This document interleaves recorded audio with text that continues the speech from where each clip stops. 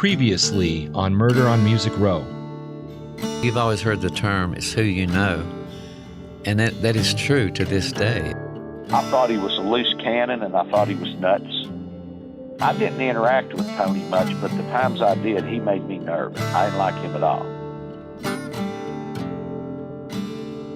When Tony got fired, quit, whatever situation was, he became Chuck's do-it guy, his gopher guy, go make it happen guy.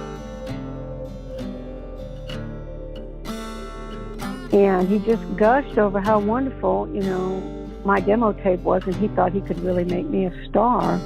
And he really wanted to go into the studio, and he really thought he could do something for my career.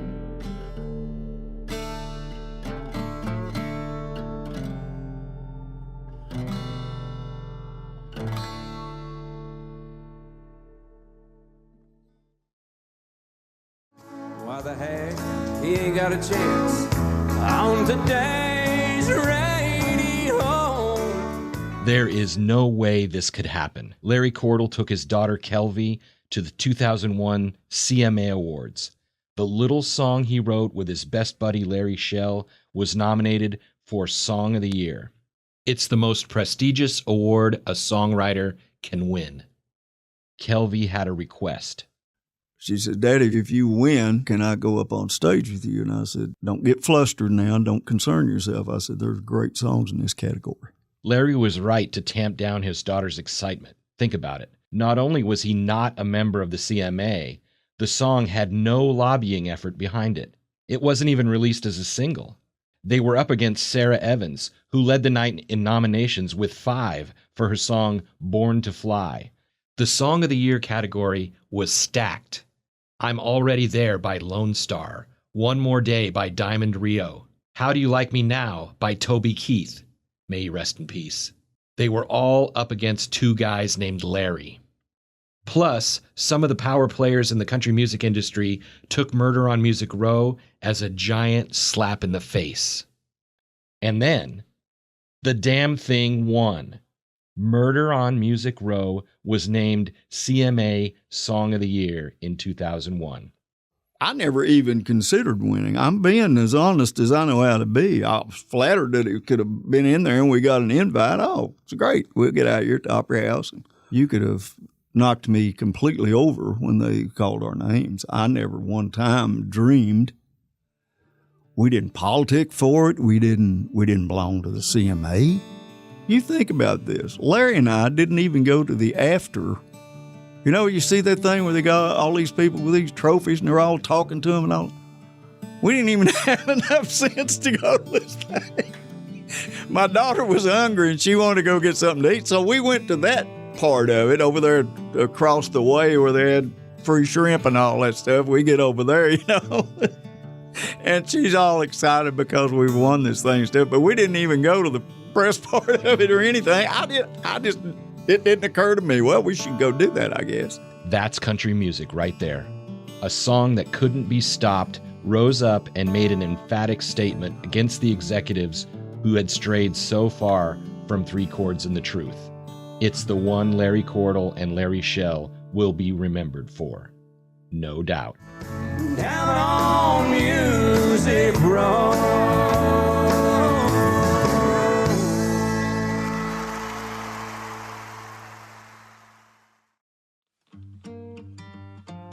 This is Murder on Music Row, an investigative podcast. I'm Keith Sharon.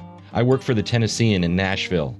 On March 9th, 1989, a young man named Kevin Hughes was shot twice in the head in the middle of Music Row. In August of 2022, my editor handed me a flash drive full of police files, interrogation reports, coroner notes, crime scene photos and drawings, phone records, and internal memos between Nashville police, the FBI, and law enforcement officials in other states. Somewhere along the way, I began to feel like it was our responsibility to tell the story that 2 bullets stopped Kevin Hughes from telling. This is Episode 8, Bury Me in Georgia.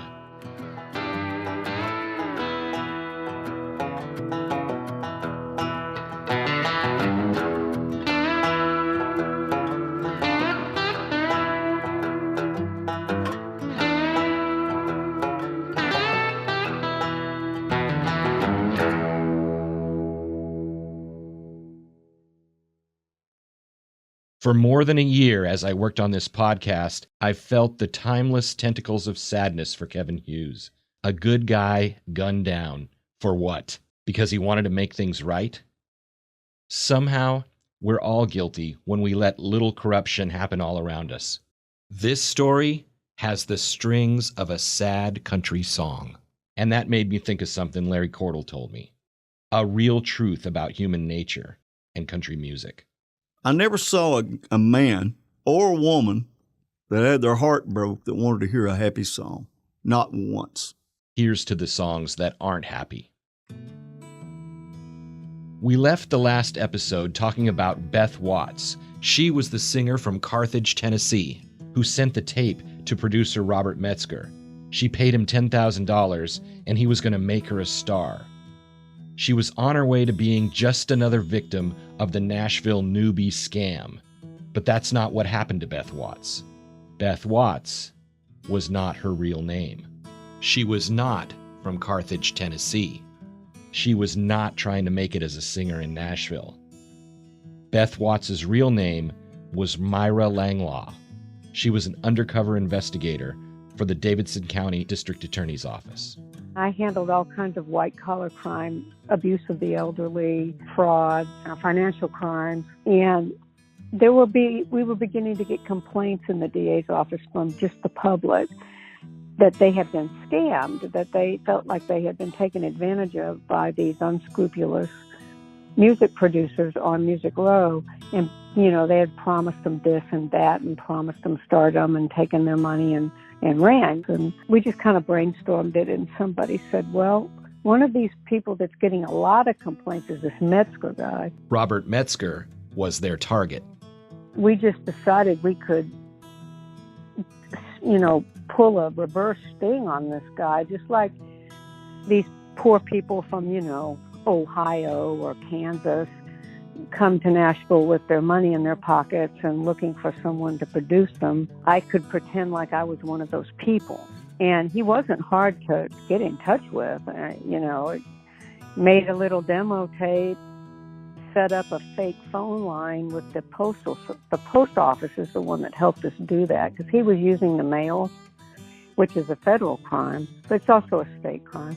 Another reason they picked Myra is because she couldn't sing a lick.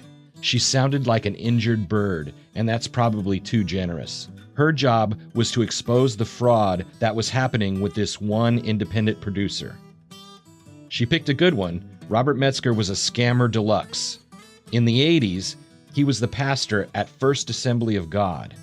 In 1997, the Tennessean wrote a series about shady, small-time music promoters, and the focus of the series was Robert Metzger. The story says Metzger, quote, bilked clients by making misrepresentations that induced them to sign contracts with him and give him money, unquote. Apparently, the bad press didn't hurt him too much, because there he was again in 2001 telling an undercover agent who was singing off-key he was going to make her a star. When I first met Metzger on that day, of course, they're sending me in by myself to meet someone who was a target, of a criminal investigation. So they're not going to send me in there without having some kind of wire on me or something so they can hear me. I had to put a hole in my blue jeans so the wire could run down my leg on the inside of the blue jeans. The wire she was wearing put her in jeopardy because Metzger, as they say, is handsy. He wants to hug me. Luckily the battery pack and stuff is in the small of the back, so I kind of maneuvered so he wouldn't be touching me back there. He buttered me up about what a wonderful singer is, and believe me, I am tone deaf as a rock. That original demo tape was awful.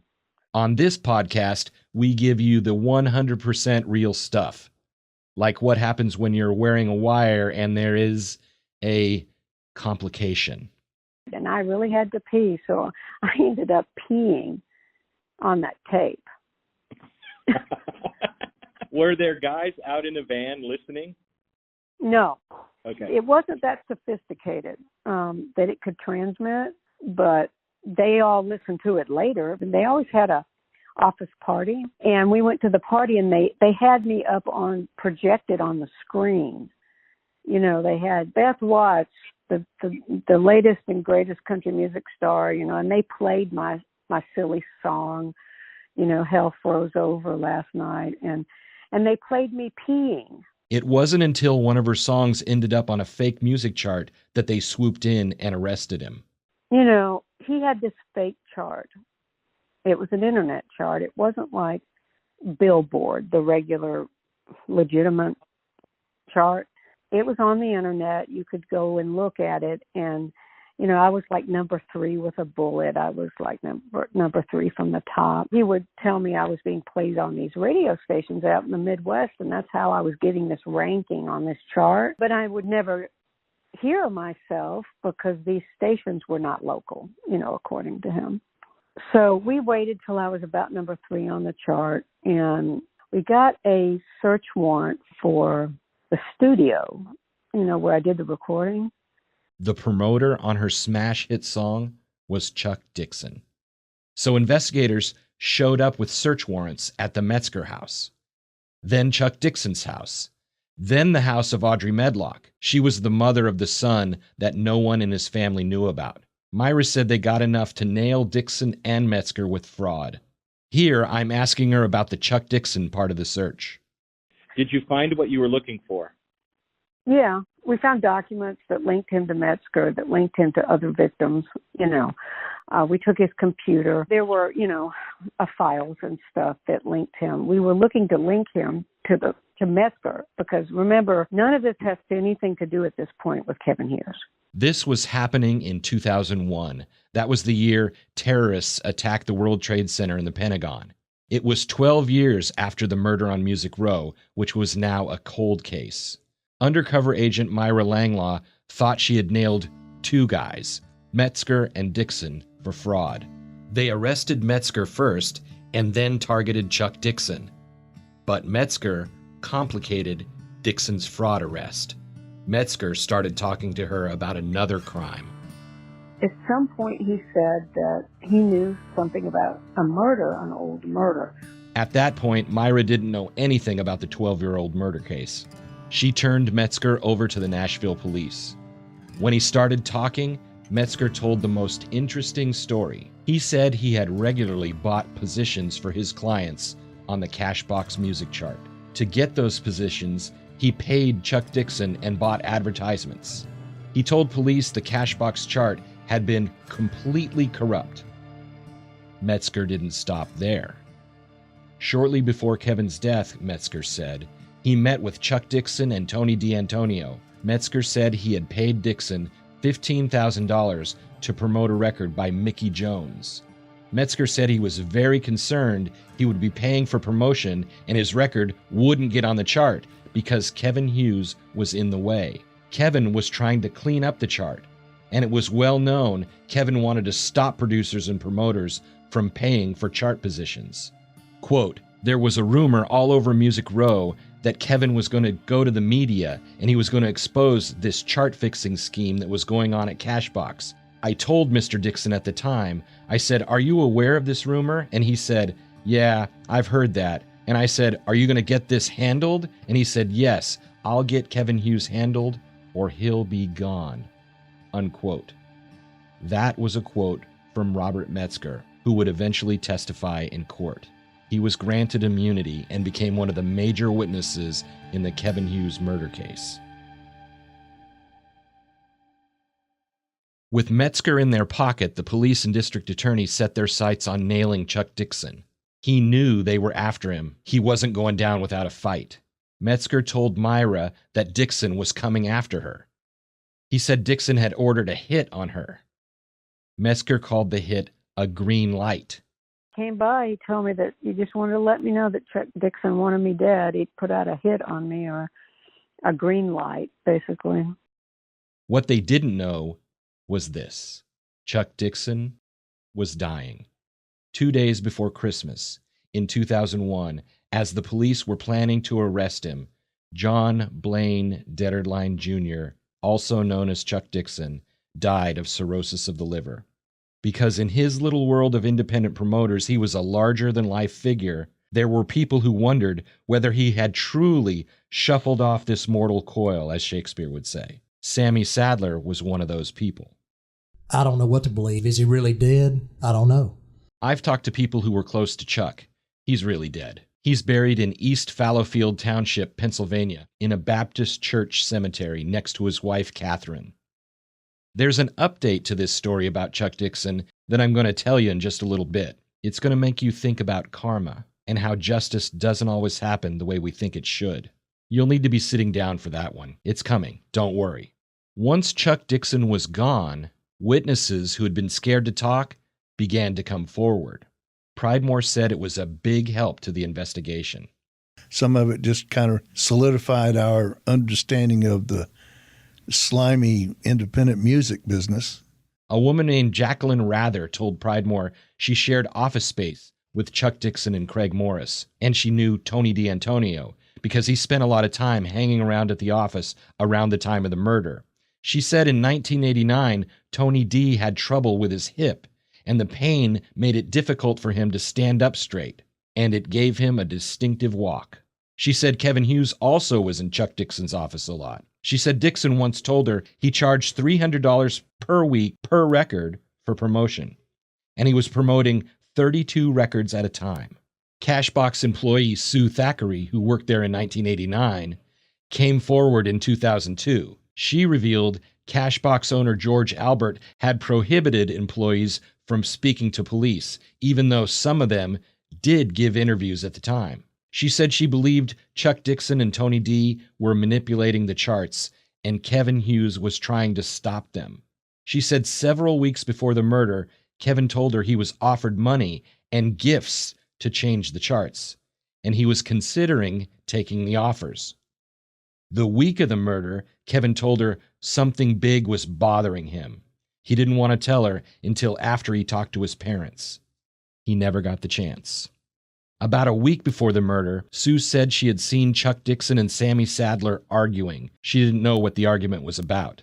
Sharon Corbett, who also shared an office with Chuck Dixon and Craig Morris, also came forward after Chuck died. She said Tony D had asked her to do some mailing for him. After she finished, Sharon asked for payment. He refused, and he said if she told anyone about his refusal, he would kill her. Specifically, he said he would give her a pair of cement shoes. She didn't mention that incident until she told Pridemore 13 years later. In her 2002 interview with Pridemore, Sharon told him Sammy had come into the office on the day of Kevin's death very upset.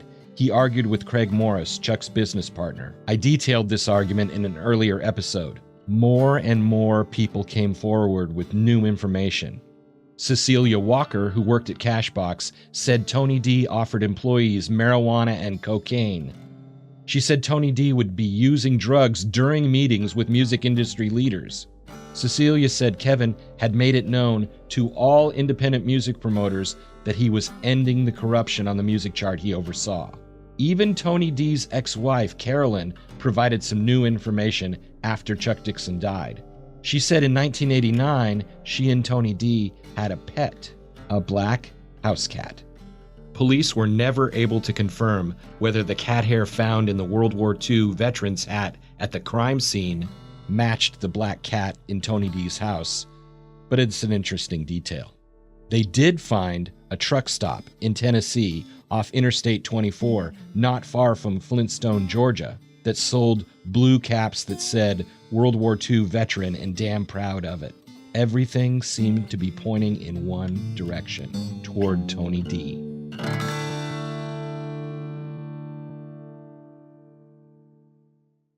Now working in the cold case unit, Detective Bill Pridemore contacted Georgia Bureau of Investigation agent Del Thomason in 2002.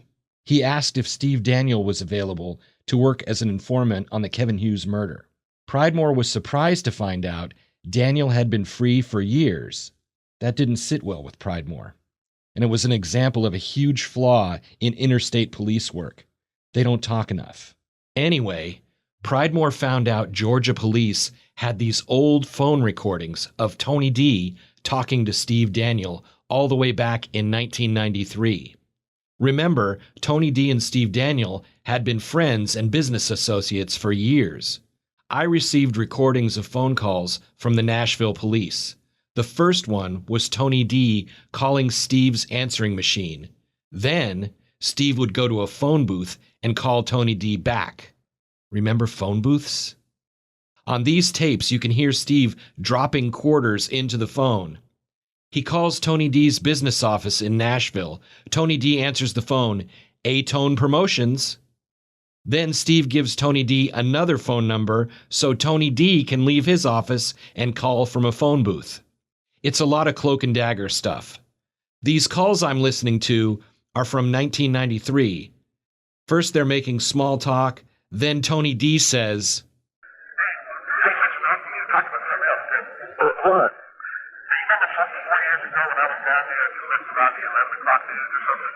Tony D's changing the subject from small talk to murder.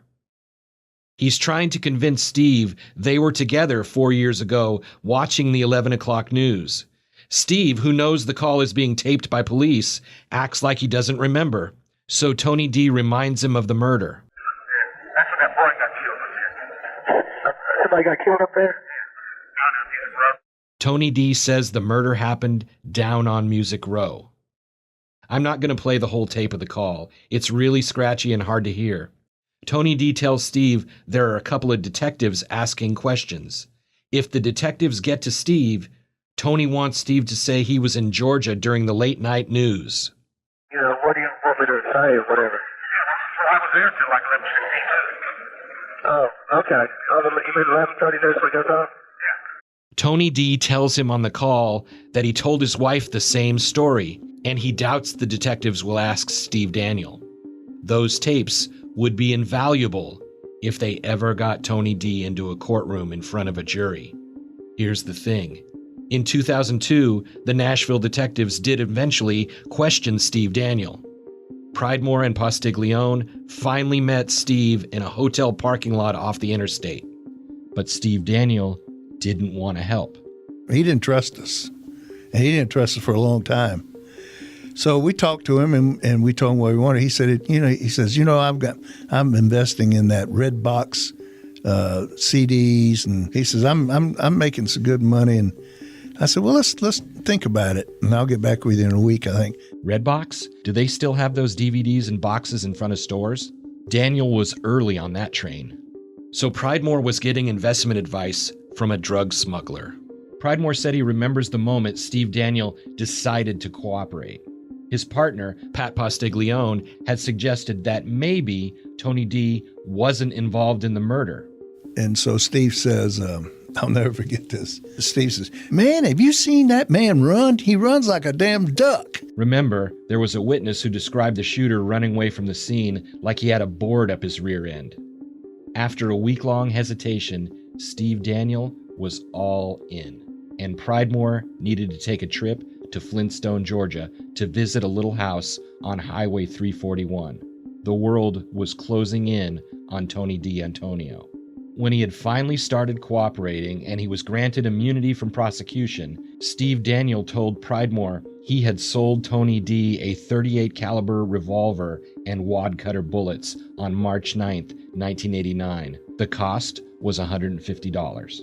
He started telling us about crimes not connected to the case with Ian that he and Tony did. They were smuggling in dope. So he kind of broke down, and we just started talking. And then he says, he said, we used to have a place back here. We had we call it an Indian sweat tent. Sweat lodge? Sweat lodge. He says, and we used to go back there all the time, and then we'd sit in that sweat lodge. People come over, and then we'd go back on the side of the mountain there and just shoot. I said, well, did Tony ever target practice? He said, yeah, he test fired it back there. The gun.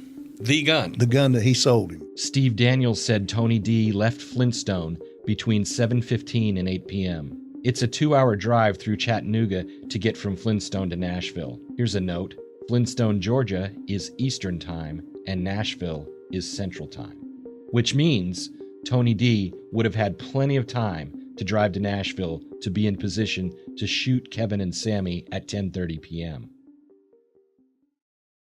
On April 29, 2002, 13 years and a month after Kevin Hughes had been murdered on Music Row, Bill Pridemore met 2 GBI agents at the house where the huge drug bust had taken place a decade earlier. Pridemore, however, wasn't optimistic about the search they were going to conduct. It was 13 years too late. One of the agents going with Pridemore to look for the bullet was named Audie Murphy. If you're a fan of old movies, you've heard that name. Audie Murphy was a World War II hero who came home and became a movie star. That Audie Murphy, the star, died in a plane crash in 1971. This Audie Murphy, the GBI agent, was just a guy doing his job. Still, Pridemore thought the whole thing was silly.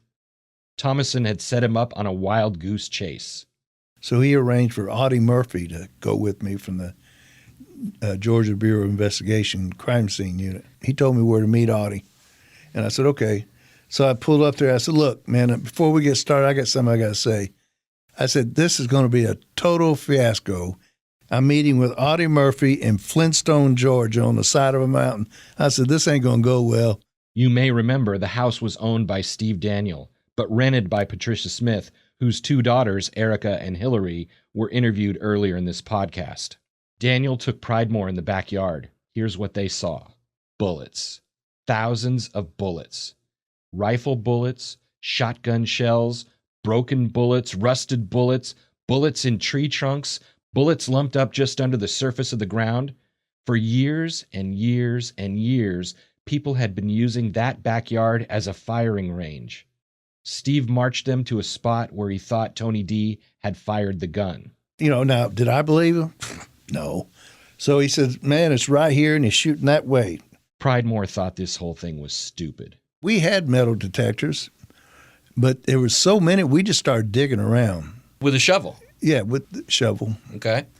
And we just started digging around, and we were finding them right and left. I mean, they were everywhere. So Audie said, well, what do you want to do? You want to document all these bullets? I said, no, I'm going to grab a handful. At one point, Pridemore put a stop to the whole thing.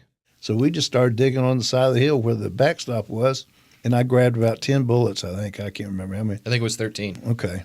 And I said, this is all I can do. I said, I can't come out here. There are thousands of bullets. First off, I said, there's not one firearms examiner in the world that's going to examine all these bullets if I bring them to them. Second, the odds of after this long of that bullet still being here, 0. So I just took those bullets and I told Audie, I said, that's it, let's go home. Actually, Audie Murphy put 13 bullets in an evidence bag and gave that bag to Pridemore. Pridemore knew he had another problem.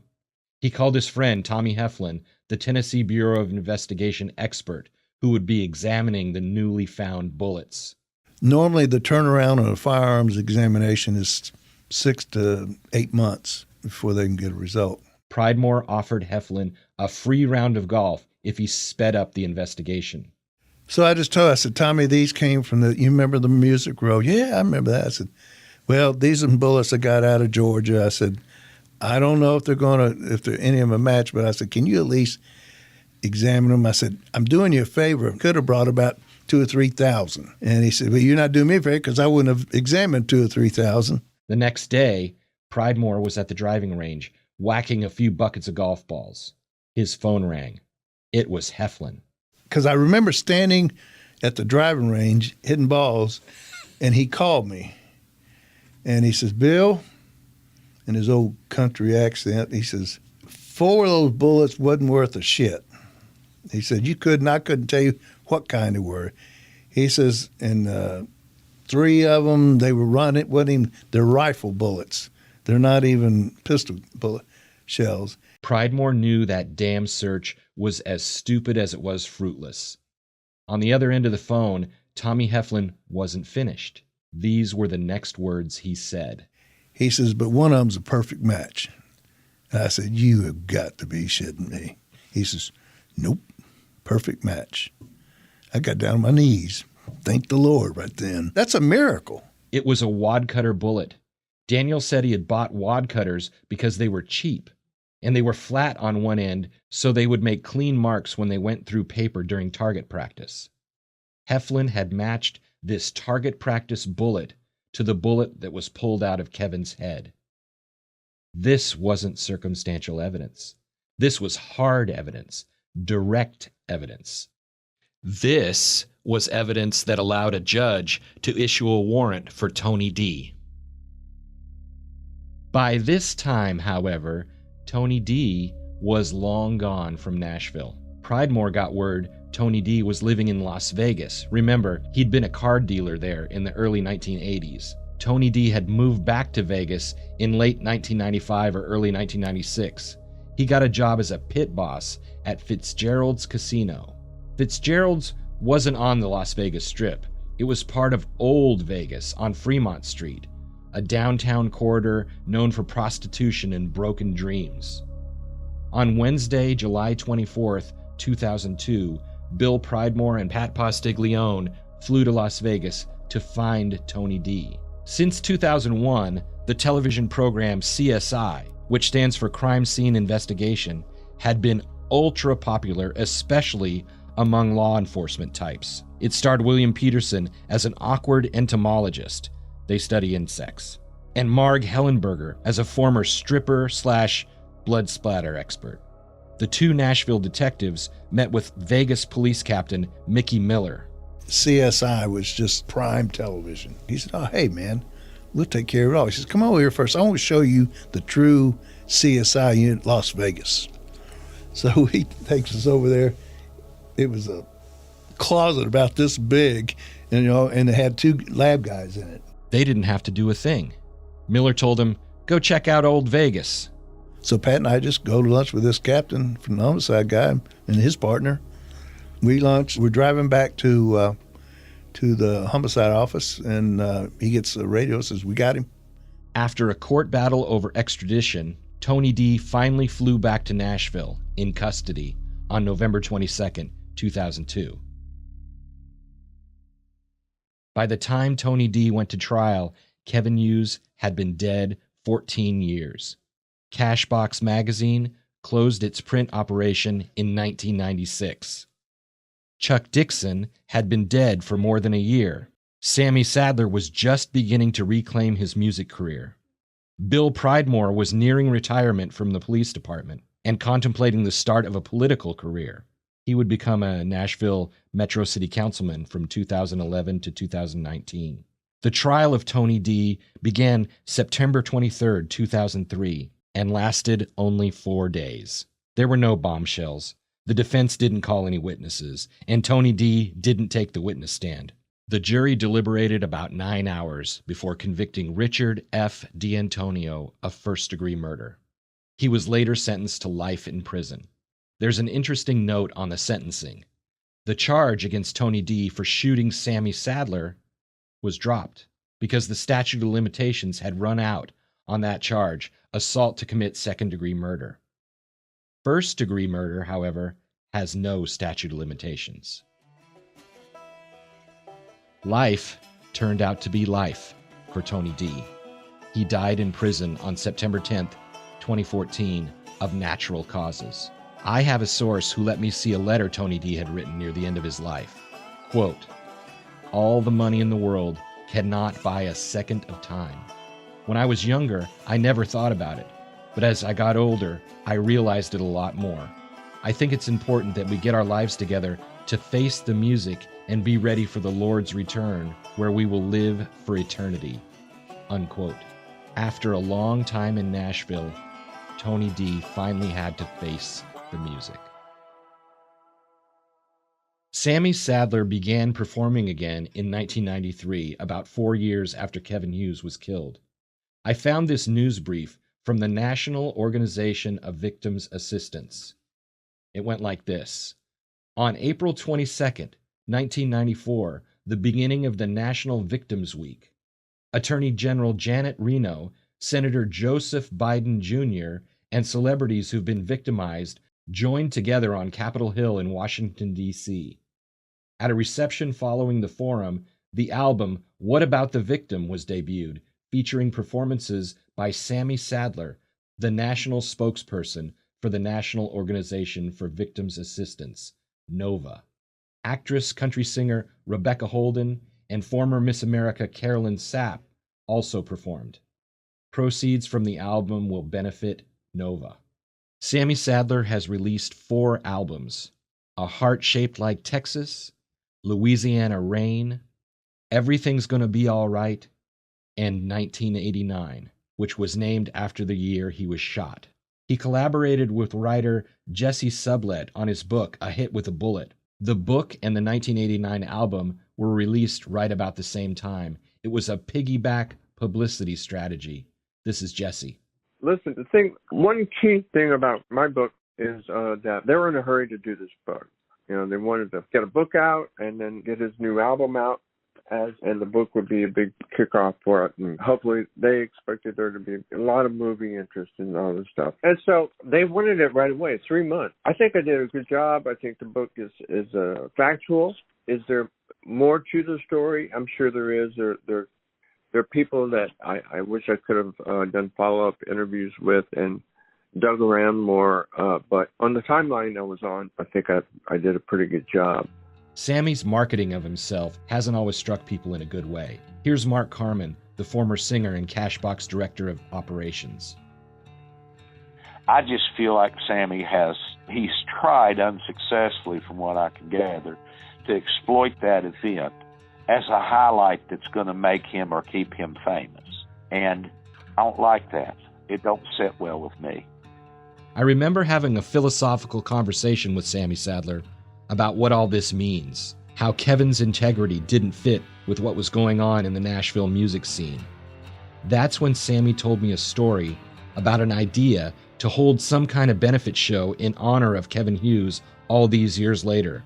His story, however, made those independent music promoters, many of them still working today, look so evil. I was in town a few years back, and I was up here recording, and I took a break and went down to West End to get something to drink, get some gas in my car, and I heard somebody say Sammy, and I turned around. It was a record promoter here in town, and he's still here, and he's still promoting records. He come over and said hello to me and shook my hand and asked me how I was doing, and I said, I'm doing okay. And he said, man, what would you think about trying to do something for Kevin? And I said, man, I think it'd be a great idea. Whatever you want to do, just let me know.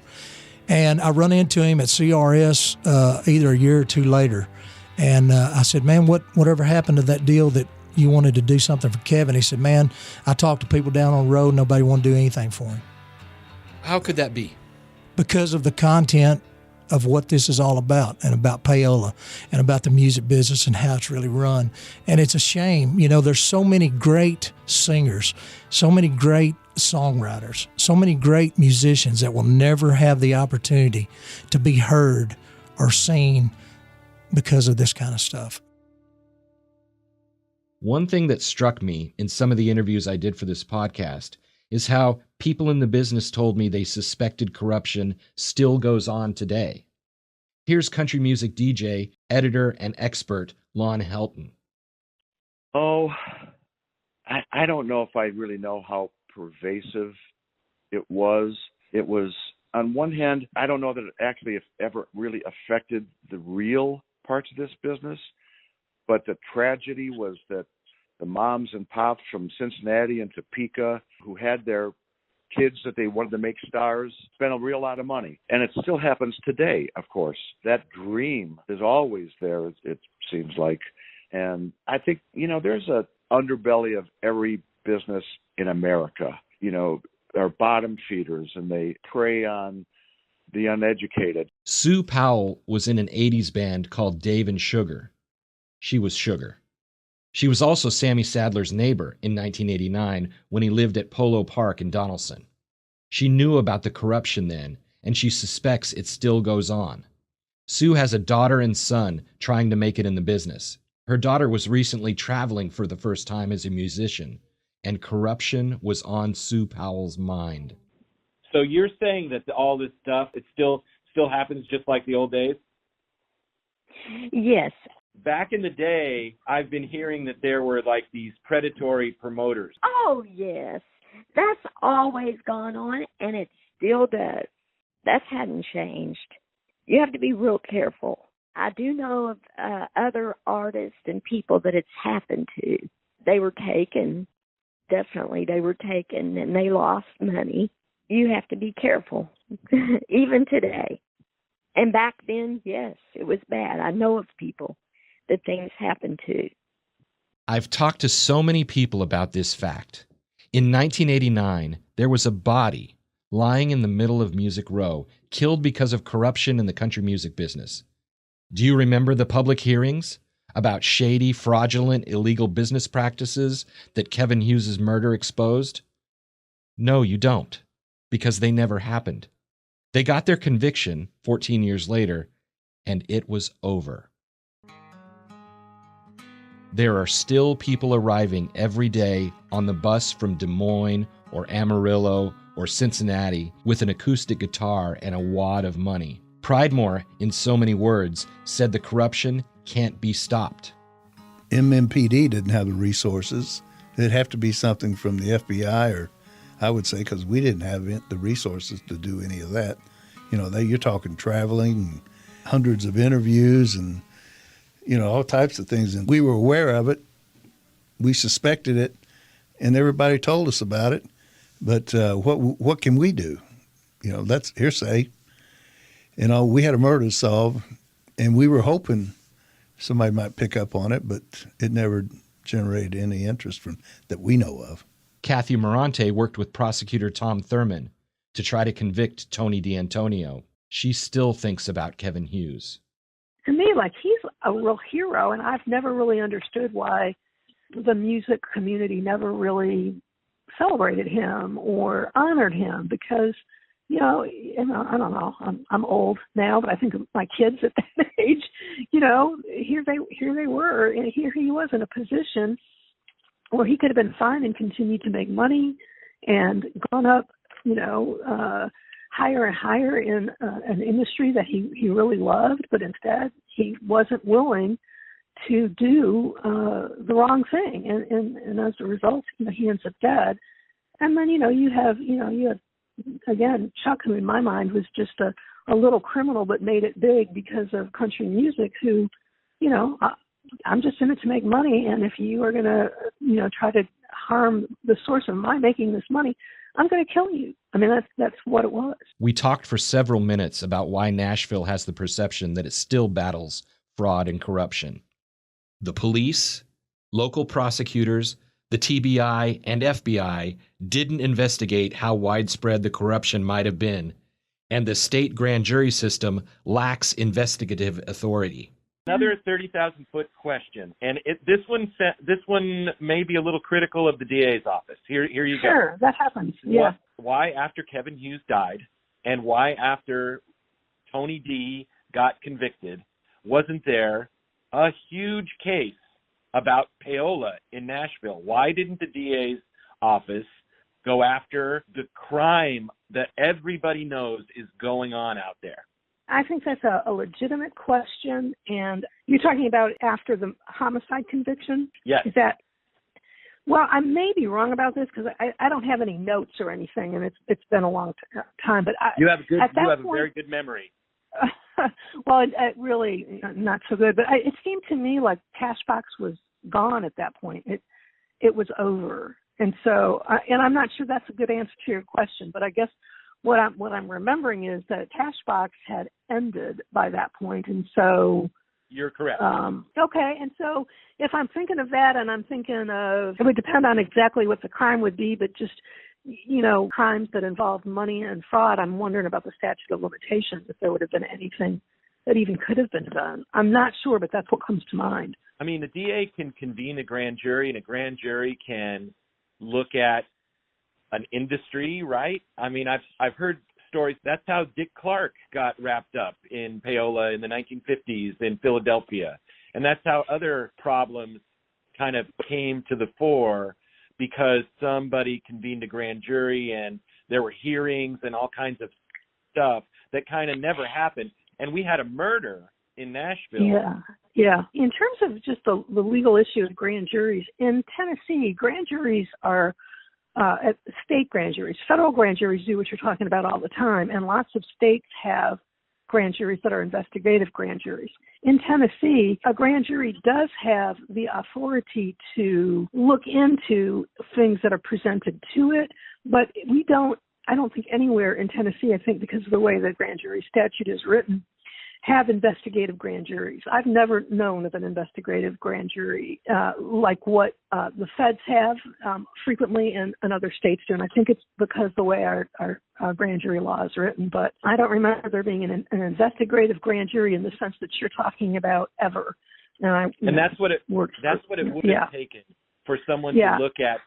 For example, if you've got Chuck Dixon out there and he's now dead, but you've got Metzger, you've got other guys who are the, indie promoters, not the BMI and MCA and RCA and the Garth Brooks, not those guys, how their music industry. There's this seedy underbelly music industry where people show up on a bus and go to Hardee's and a producer sits down next to them in a booth and says, I'm going to make you a star. You and I don't believe that those two, Chuck Dixon and Robert Metzger, were the only people who were doing it, right? I don't know any other names, but do I think other people were probably doing similar things? Yeah, I do. Yeah. But, of course, by then, Dixon was dead, and, we had given Metzger the immunity. But were there others? I don't know of names of any others, but yeah, no question, no question about it. And again, I don't think there was any possibility of an investigative grand jury just because of the way our grand jury system is. I've not known of one in Davidson County. And before I went, when I worked at the state attorney general's office, I started out as just an assistant AG doing criminal cases on appeal because in Tennessee, all of the cases after verdict, if the defendant appeals them, they go on to the Tennessee Court of Criminal Appeals and the Tennessee Supreme Court, and then sometimes the U.S. Supreme Court. And the AGs handles all of that. And for the last 6 years that I was there, I was deputy of that division.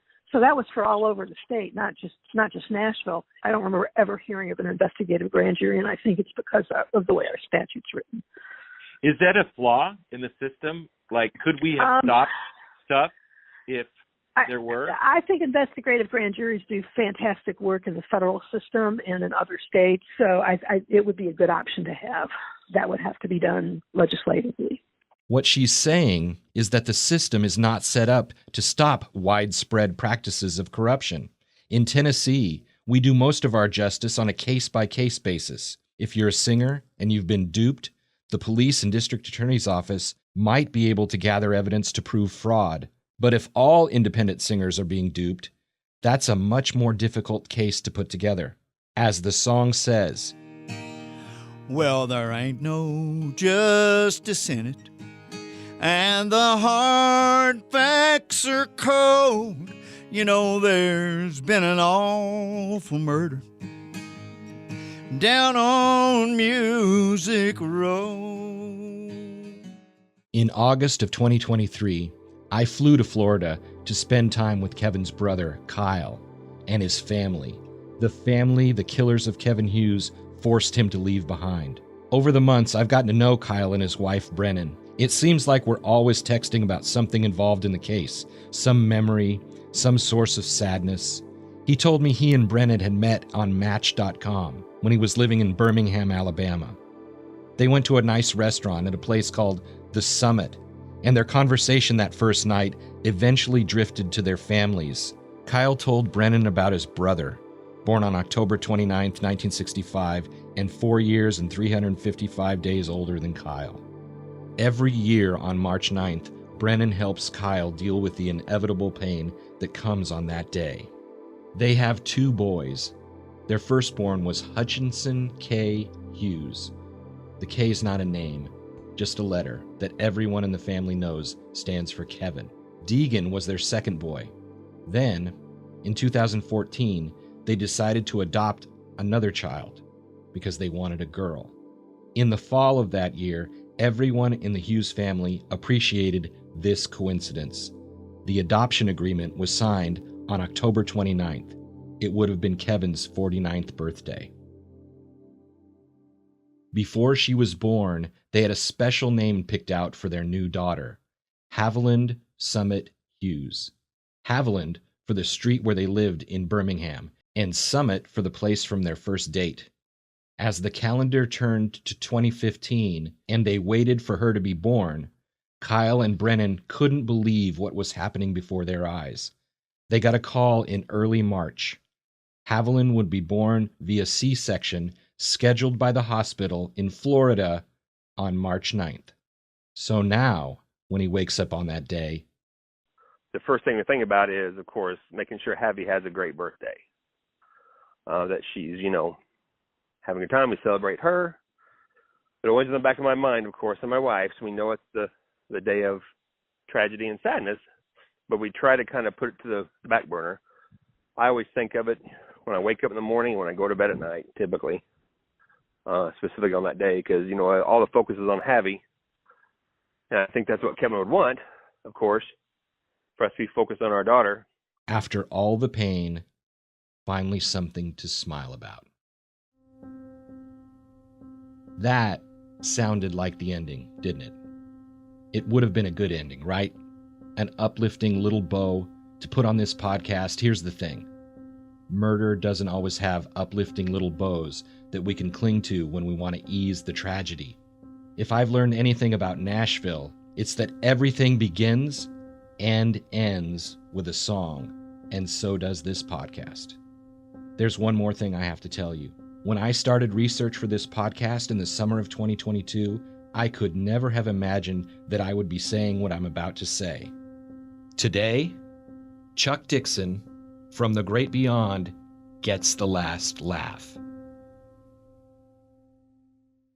Here's why I say that. In October, Garth Brooks released a new album called Time Traveler. It's a 7-disc set you can buy only at Bass Pro Shops.